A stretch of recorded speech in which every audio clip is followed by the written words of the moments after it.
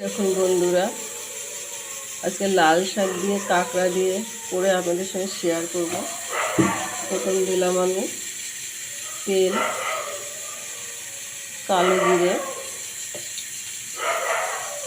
শুকনো লঙ্কা, রসুন, লঙ্কাও দেবো, কাঁচা লঙ্কাও দেবো, দিয়ে এটা একটু ভেজে নেব।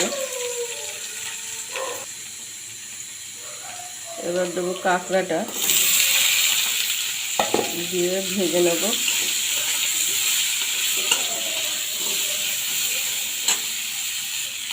এবার দেব দেখুন লাল শাক,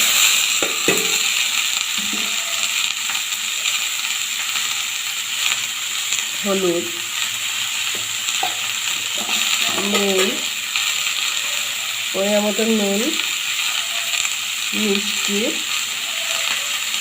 দিয়ে এটা আমি একটু নেড়ে নেব। মিষ্টি যতটুকু আপনারা খান।